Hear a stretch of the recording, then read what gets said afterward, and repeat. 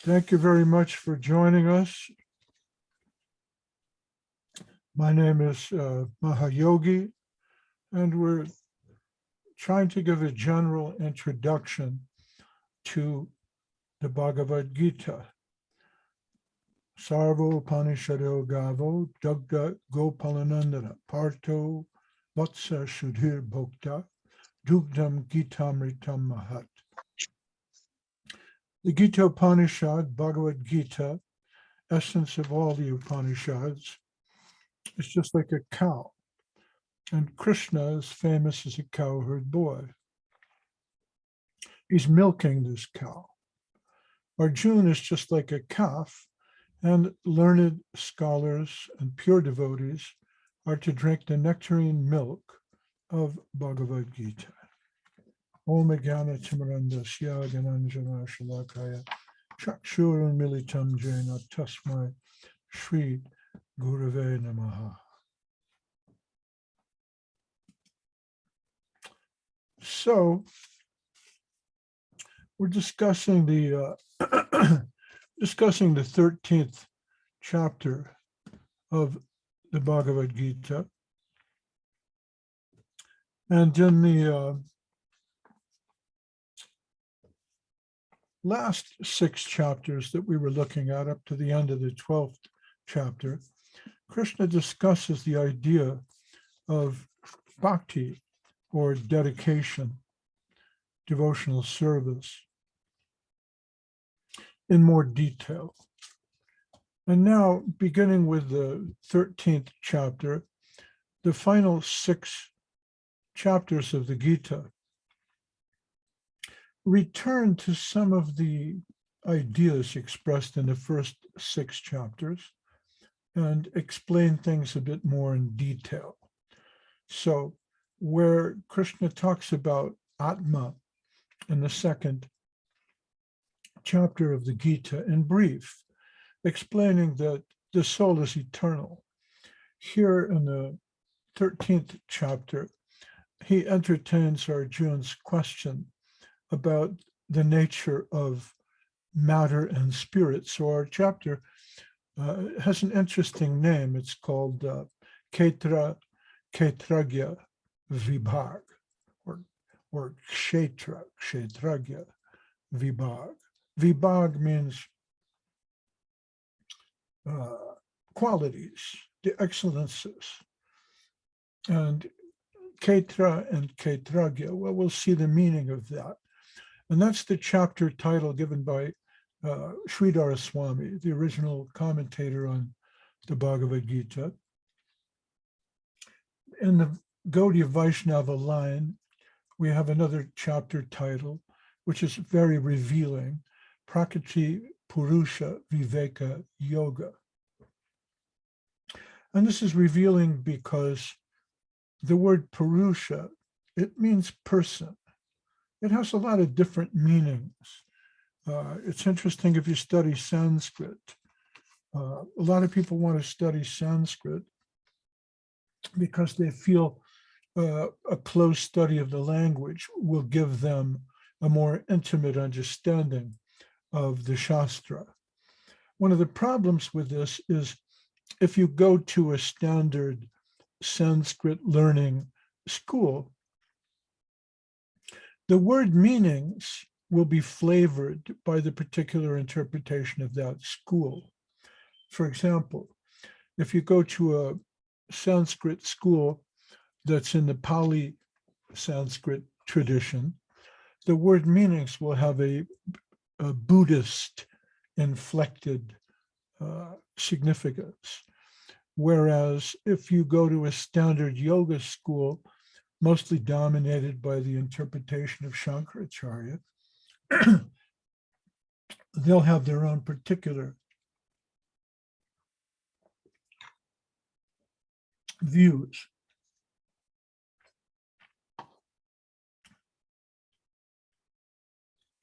So a study of Sanskrit in and of itself may not bring you to a higher understanding of the Gita. What we need is guidance from a bona fide spiritual master or guru who's been trained in the meaning of the Gita by his guru. Why do we study the Bhagavad Gita?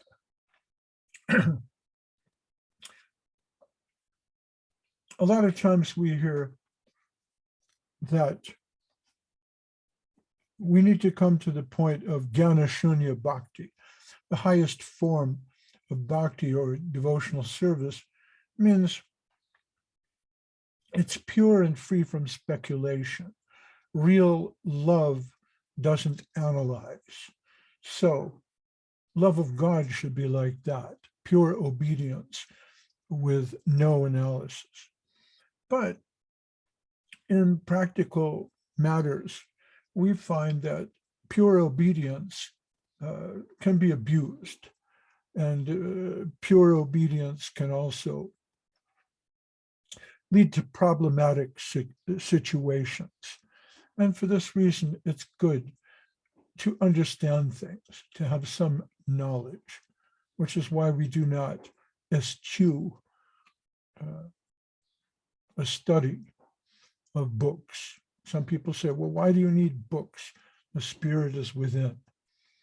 But if that's true, if the spirit is within, this will not be the first generation to have an experience of God and spirit. There must have been previous generations extending back thousands of years. And guess what? Those generations created revealed texts called scriptures. So it is with the help of Guru, Sadhu, and Vaishnava that we proceed. Our God brothers can give us insight. Our Guru can give us insight. But we also look to the scriptures for insight and guidance. Now, oftentimes, people talk about the Bhagavad Gita as an introductory text. And it is an introductory text in the sense that without the introduction, you cannot proceed. So this is praepadoitic to any real understanding of the Vedantic conception or the Krishna conception. And that's why we study the Bhagavad Gita. Bhagavad Gita is ancient revealed knowledge, ancient wisdom. It's been studied for thousands of years. And so Krishna's been talking about knowledge here in the 13th chapter, and specifically, he's talking about kshetra and kshetragya, which we'll discover the meaning of. But he tells us that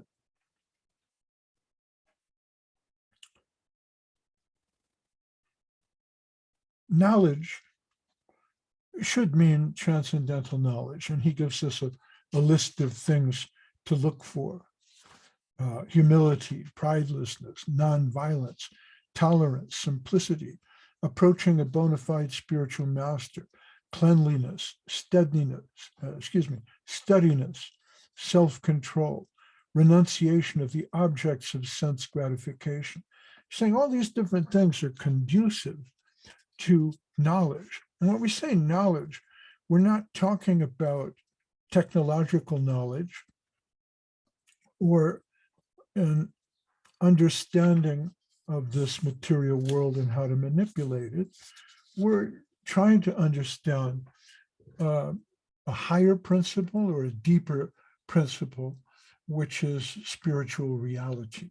So in the next verse, Krishna says, Gayam yat tad pravakshami yaj gat vamritam ashnute anadi mat param brahma na sat tan nasad uchate. So uchate, he's saying, this is what I will explain. He says, I shall now explain the knowable, what can be known. If you know this, then you will taste Amrita. So the Vedas say, Shrinvantu Vishve Amritasya Putra. O you sons of nectar, sons of the nectarine ocean sea, listen to me. You were born from nectar. You're made of nectar. You should not settle for anything less than nectar. So find out, where is that nectar? The Vedanta says, Atato Brahma Jigyasa. Now you have the human form of life. Inquire into the nature of Brahma, which means spirit or God. But in the Gaudiya line, the followers of Krishna and Bhagavad Gita, we go a bit further and say, Atato Krishna Jigyasa. You should inquire into the nature of Krishna. Do Krishnanusandana, the search for Sri Krishna,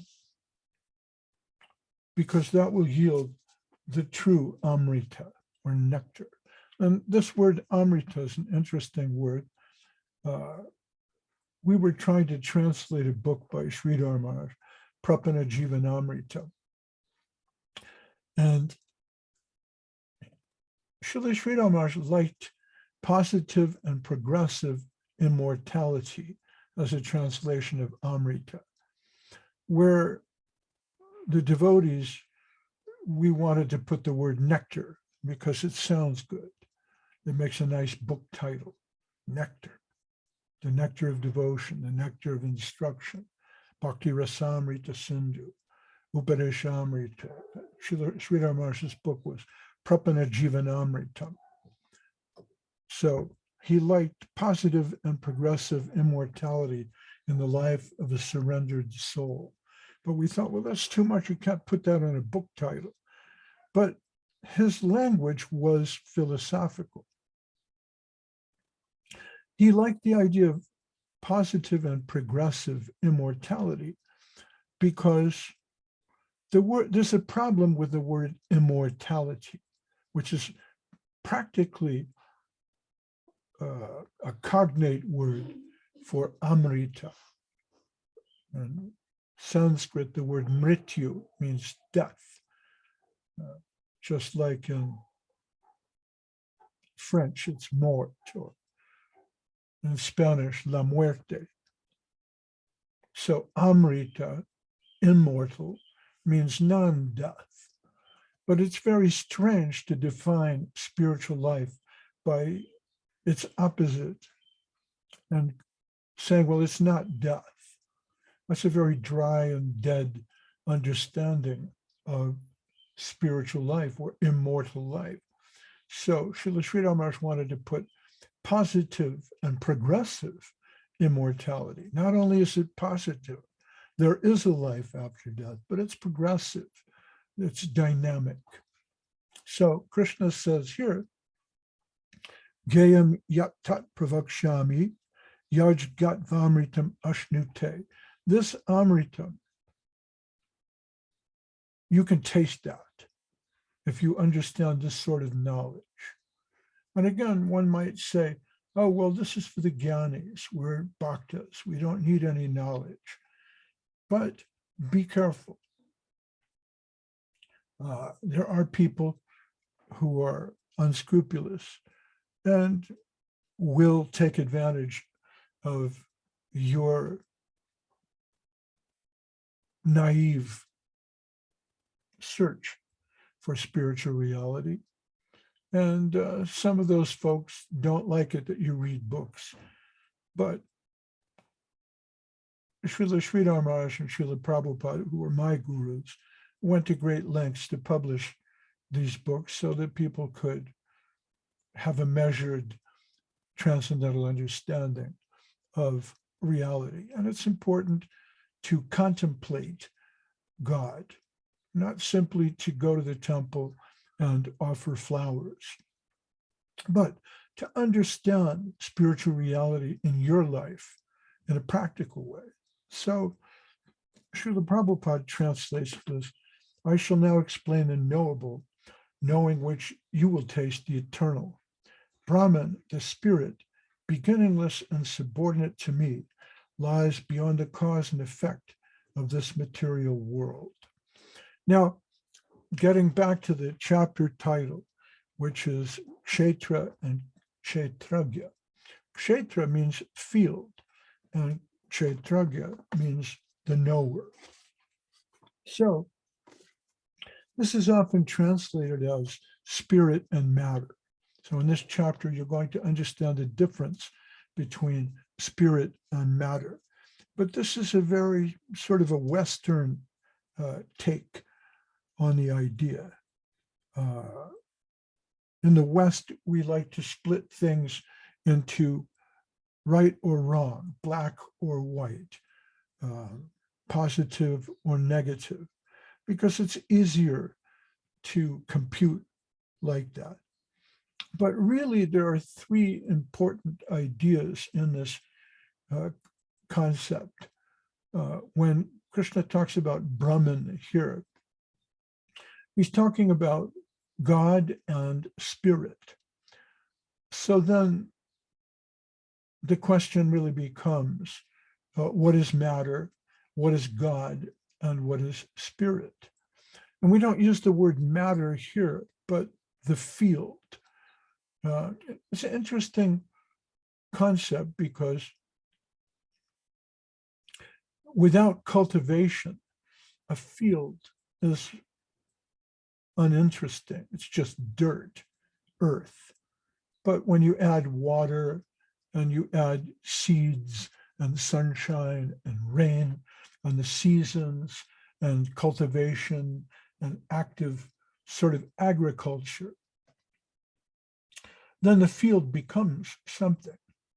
So in the same way, Kshetra or Prakriti, as it's referred to by the Gaudiya Vaishnava, has to do with material reality in the sense of a construct. If consciousness is the ground of being, then what consciousness cultivates in the field that it creates, that's our material condition or the material world. And this sort of turns on its head our common notion of reality. We think of reality as something out there and the spirit as something in here. Or we think of reality as everything. There's a particular view of the universe called physicalism, where matter is the only thing that exists. And you'll see this repeated again and again. We are stardust. That's nothing more and nothing less. Million-year-old stardust, somehow organized as a biological entity. But does stone create soul, or does soul create stone? It's a very interesting thing to think about. Am I merely a product of chemical reactions, or are the chemical reactions somehow a product of the interaction between spiritual energy and material energy? Well, here Krishna in the Bhagavad Gita is staking the claim that the very ground of existence is spiritual reality, which is called here and in the Vedanta as Brahman. Bhagavatam tells us, Brahmeti Paramatmeti Bhagavaniti Shabdyate, that just as a pearl may take on different colors using different lights, so absolute reality is seen by the seers of truth in three ways, as Brahman, Paramatma, and Bhagavan.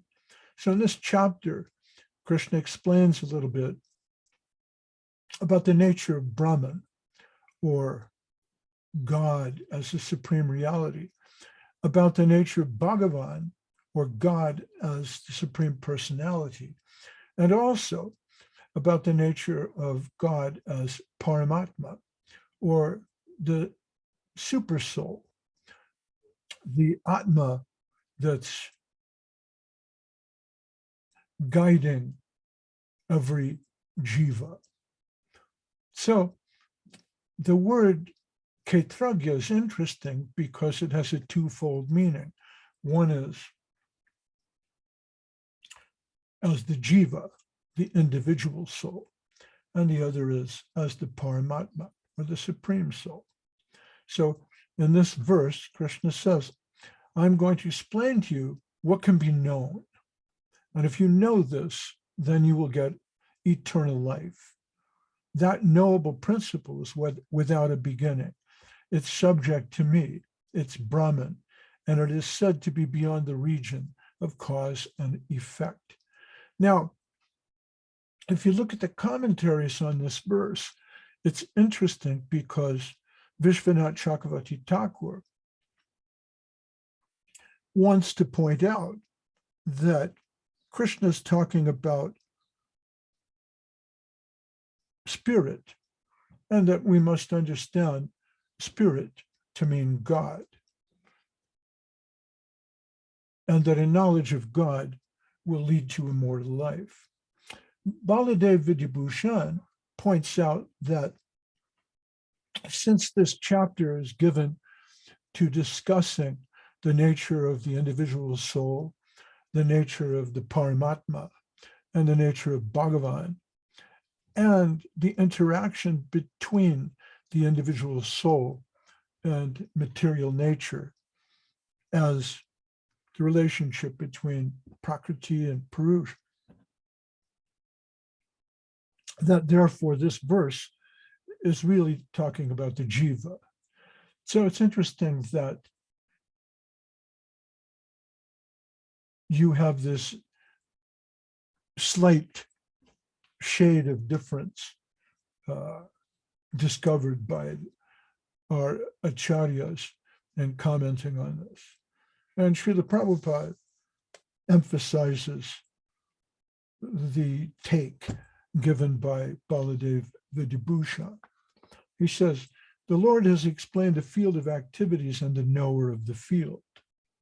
He has also explained the process of knowledge, of knowing the knower of the field of activities. Now he begins to explain the knowable, first the soul, and then the super soul. By knowledge of the knower, both the soul and the super soul, one can relish the nectar of life. As explained in the second chapter, the living entity is eternal. This is also confirmed here. There is no specific date at which the jiva was born, nor can anyone trace out the history of the jivatma's manifestation from the Supreme Lord. Therefore, it is beginningless. The Vedic literature confirms this. Najayate mriyate va kapaschit. The knower of the body is never born and never dies, and he is full of knowledge. So this is coming from the commentary of Baladev Vidyabhushan.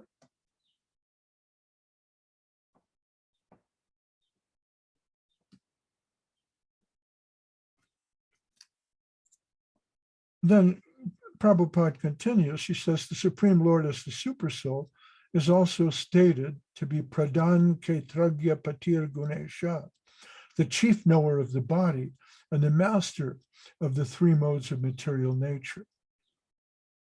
In Smriti, Dasa Bhukto Harereva Nanyas Vaiva Kadachana. Living entities are eternally in the service of the Supreme Lord. So, this is an interesting point being made by our acharyas. What's being said is there's a distinction between the individual soul and the Supreme Soul. And while the individual soul experiences the material world, or this material body, this frame, this field, this kshetra, God is also there present. And this shares a little bit some of the ideas that were later advanced by Bishop Berkeley, who spoke about idealism. And he's the one who forwarded the idea. If a tree falls in the forest, but there's no one there to witness it or hear it, does it make a sound? And of course, this is argued and ridiculed in college classes everywhere, that, well, of course it makes a sound, but it makes a sound because, of course, there is a witness. You cannot remove consciousness from the universe. So consciousness is everywhere. And wherever there is consciousness or jivatma or atma, there's also paramatma or the supreme soul as a witness. So it's not true that you and I create our own reality, but there's some truth to the idea that this reality that we experience is something like mass hypnosis or a hologram that is created and held in place through the consciousness of the jivatma and the witnessing consciousness of the paramatma. Now, how this is so is adumbrated in this chapter as Krishna goes along. But first, he points out that this knowable principle, this supreme consciousness, has hands and feet, eyes, head, faces, and ears everywhere. And he exists in the universe, encompassing all that exists. Sarvata paniparam tat sarvato kshi shiro mukham sarvata shrutima loke sarvam avrita tishtami. Prabhupada translates, everywhere are his hands and legs, his eyes, heads, and faces, and he has ears everywhere. In this way, the supersoul exists, pervading everything. As the sun exists, diffusing its unlimited rays, so does the supersoul. He exists in his all-pervading form, and in him exist all the individual living entities, beginning from the first great teacher Brahma down to the small ants. And this is also this example of the rays of the sun is coming from Madhvacharya, Ramanuja, Vishwanath Chakravarti Thakur, and Baladev. They all like this. Just as the rays of the sun are manifestations of what exists in him, so the principle of Brahman, which is infinite and all-pervading, is one of my manifest aspects. He is the receptacle of all that exists in the world, and he permeates in and through all of them. All beings from Brahma down to the minutest ant, possessing infinite hands, feet, eyes, heads, faces, ears, and so on, are his cosmic manifestations. So there's a note here by Bhakti Pradeep Tirtha Maharaj. I'm having a look at his excellent translation, which follows Srila Bhaktisiddhanta Saraswati Thakur. And he says, it should be noted that this shloka is an unambiguous interpretation of the aphorisms of Shruti. For example, Sarvam Kalvidam Brahma. Everything comes from Brahma. Everything is spirit. And he says, well, this is seemingly contradictory, but it indicates the doctrine of Achintya Bheda Bheda Tattva. In other words, everything is spirit, but at the same time, there is gradation and distinction within that spirit. Distinction in the sense that all beings are his infinitesimal potencies, existing within him with all their infinitesimal limbs and non-distinct at the same time, in the sense that they're Chaitana.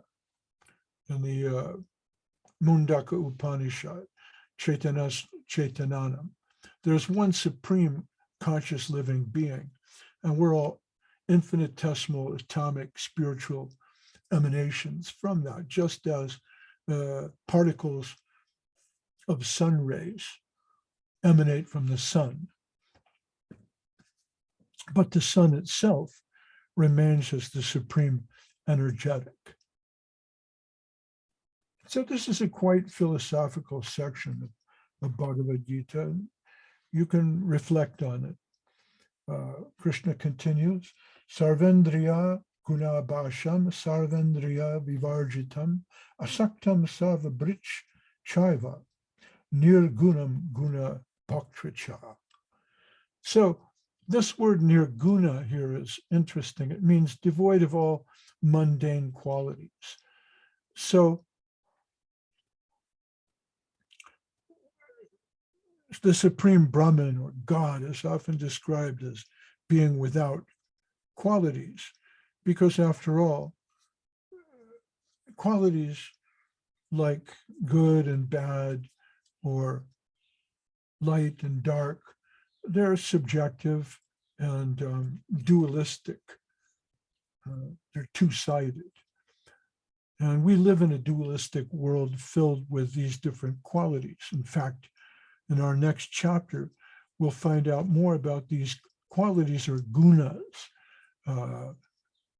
Trigunya, Vishaya Veda, the three gunas, Sattva, Rajas, and Tamas, which are like threads holding together this material illusion. So God is above material illusion. He's above these sorts of qualities, but at the same time, he's Bhagavan. He's the possessor of the six supreme qualities. That noble principle of Param Brahman manifests all the functions of the senses, and yet devoid of all mundane senses, ever detached, is the main support of the universe, nirguna.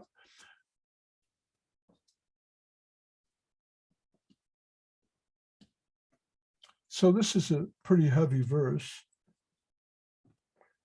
Prabhupada says, the Supreme Lord, although the source of all the senses of the living entities, doesn't have material senses like they have. Actually, the individual souls have spiritual senses, but in conditioned life, they're covered with the material elements, and therefore the sense activities are exhibited through matter. The Supreme Lord's senses are not so covered.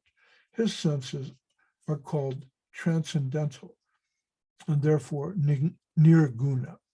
Guna means the material modes, but his senses are without material covering. It should be understood that his senses are not exactly like ours. God has no hands, which are materially contaminated, but he has his hands and accepts whatever sacrifice is offered to him. Krishna continues. And this section of the Gita is very much like the Upanishads. If you read the Sri Isha Upanishad, you'll see very similar verses. Bakir antas chabhutanam acharam charamevacha sukshmat vad tad vigyayam durashtam chantike chatat. The supreme truth exists outside and inside of all living beings, the moving and the non-moving. Because he is subtle, he is beyond the power of the material senses to see or know, although far, far away, he's also near to all. So God is within and God is without. He's very close, and yet he's very far. Krishna is telling you that if you can develop this sense, you'll have a deeper understanding of God. Tad dure tarantike in the Upanishad. He's simultaneously far and near. Just a story I like. This was on an episode of Kung Fu, a TV show back in the 60s, but I still like it. These two boys come to the ashram of some Chinese guru in the Himalayas. And the Zen master asks them, what do you want? And they said, well, we want to stay here in the ashram. We're cold, we're hungry. So the master tells them, all right, well, you have to do a test. Go out. He gives each of them a chicken. It's a Chinese story. He says, go out and kill the chicken where no one can see you. So the first boy goes out, goes behind a wall, and he kills the chicken and comes back. And he tells the Zen master, okay, I did it. And the Zen master said, well, what did you do? The boy says, well, I went out and killed the chicken. Nobody was watching me. And the Zen master said, oh, very good. Take some silver, and here's a blanket for you, and you may go. We have no room for you here in the ashram. The other boy comes back with the chicken. And the master said, didn't you hear my instruction? And the boy said, yes. Why didn't you kill the chicken? He said, well, wherever I went, God was watching me.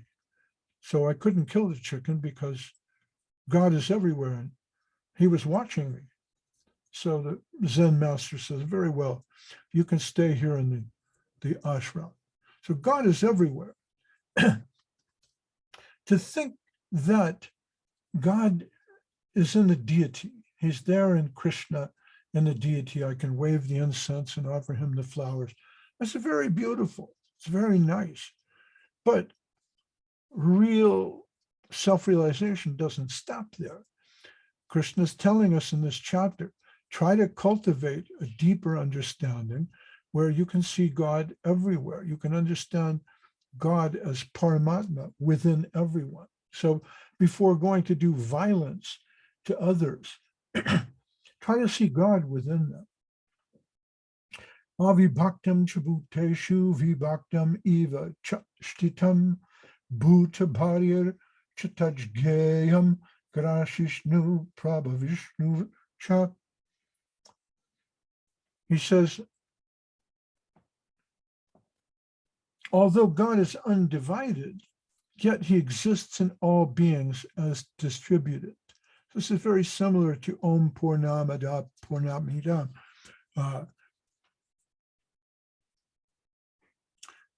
The infinite divided by infinite is still infinite. It's an interesting idea. What is the nature of the infinite? If you divide the infinite by infinite numbers of divisions, he's still infinite. He's never divided.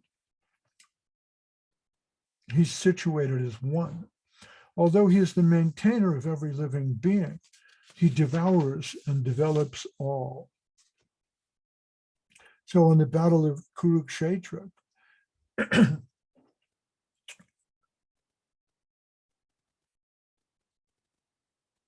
in the form of time, Krishna devours everything.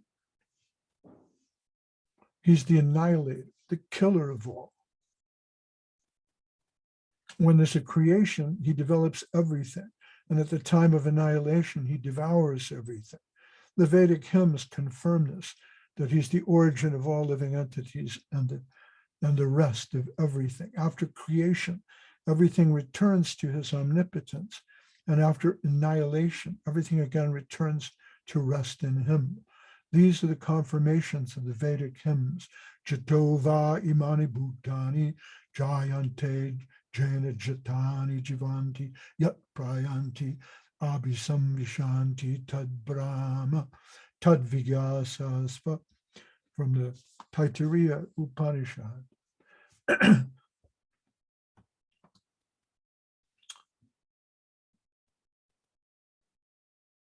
Then Krishna says, Jyotisham apitat Jyotish.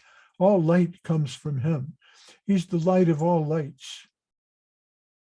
He transcends all darkness. And also when we speak about the light of the infinite, this is a light which cannot be seen by your jelly eyes. It cannot be seen by your vegetable eye. The eye is made of aqua vita, something like water inside a membrane.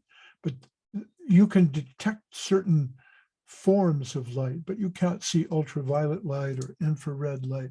Divine light is beyond the senses. But Krishna is the source of all light. That's why we worship the sun as the representative of illumination. Om Bhur Bhuvasva Tat Savitur Varanyam. Bhargo, that radiance, the divine radiance, that's coming from him.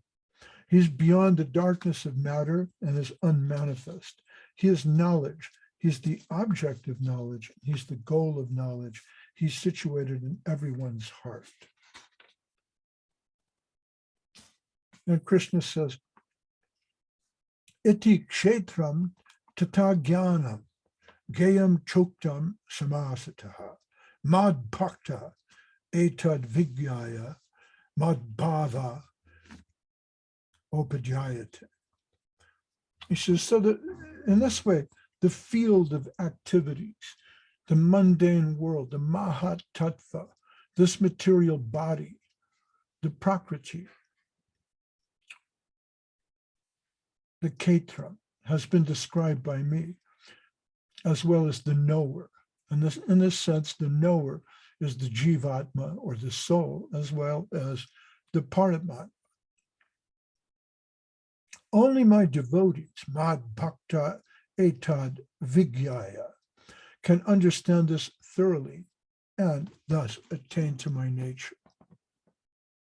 So we're told, Yasmin vigate evam vigatam bhavati.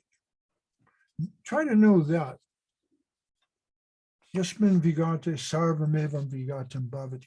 Try to know that, knowing which you know everything. And there's a paradox here, because if you could know God completely, then you would be another God. If you could know the infinite, then you would be infinite. But God can reveal himself to the finite, or he would not be infinite. And this process by which God reveals himself to the finite through the guru, through the sadhus, through the shastra, through your own dedication and sadhana and practice and contemplation. This is what makes one self-realized. Knowledge and development of knowledge, then, mean understanding oneself in Krishna consciousness. We are being led by material consciousness, but as soon as we transfer all consciousness to Krishna's activities and realize that Krishna is everything, then we attain real knowledge. So Prabhupada says, in other words, knowledge is nothing but the preliminary stage of understanding devotional service perfectly. This will be clearly explained in the 15th chapter.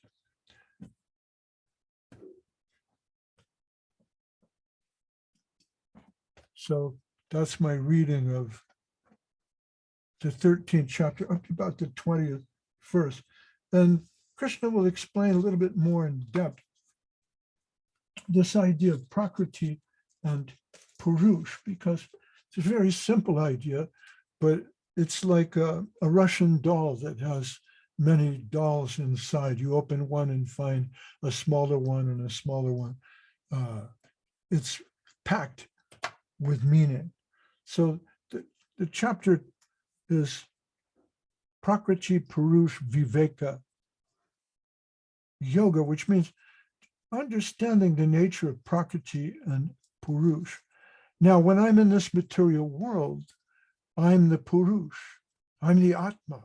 Everything around me is generated by me. It's my kingdom. I'm God. But this is a kind of an illusion, right? In a higher sense, I'm not the subject. Really, I'm the object. So that's a kind of interesting point here. We consider ourselves to be the Purush, the subject, but Krishna is Adi Purush, as we say in the prayer from the Brahma Samhita, Govindam Adi Purusham Tamaham Bhajami. I worship Govinda as the Supreme Personality. So, yes, we are spirit, we are Atma, we're persons, we're being, but Krishna is the Supreme Spirit, the Supreme Atma, the Supreme Being. And so then what is Prakriti? Well, in our sense, we see, we observe, we witness matter, our field of activities, the object. And then we think about spirit and matter. And I am spirit and everything else is matter. But Krishna is encouraging us here to try to take a higher view and understand there is a super subject and there's also a super object.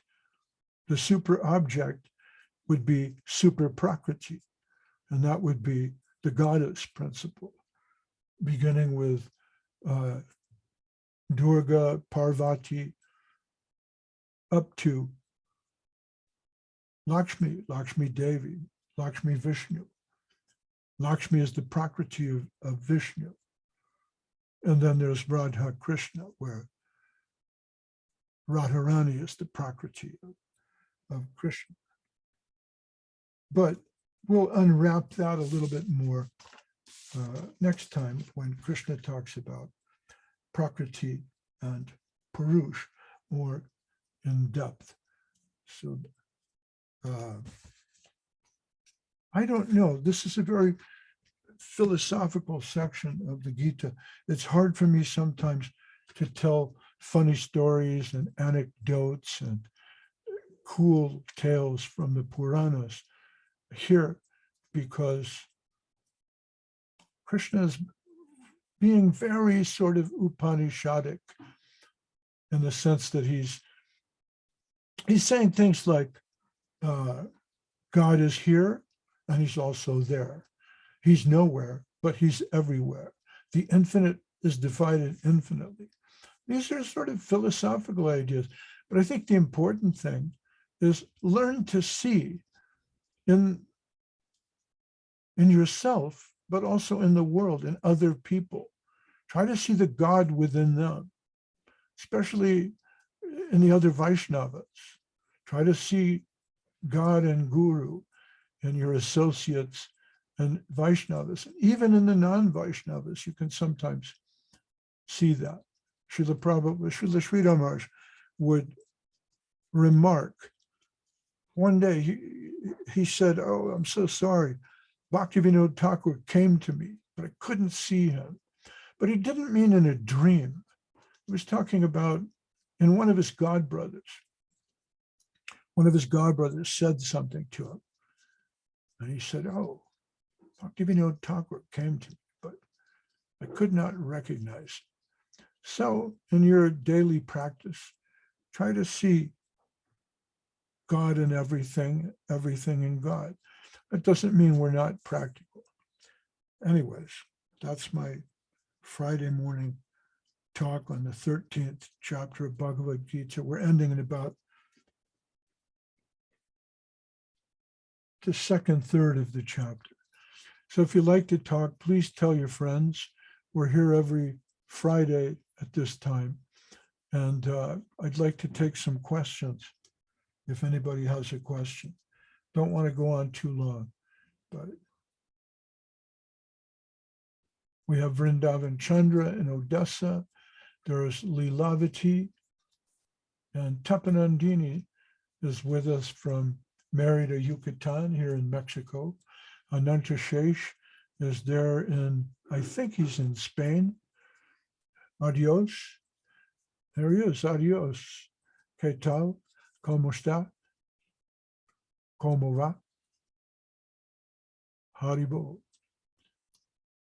And Vrindavan Chandra in Odessa. I hope everything is well with you. And our blessings to everyone out there.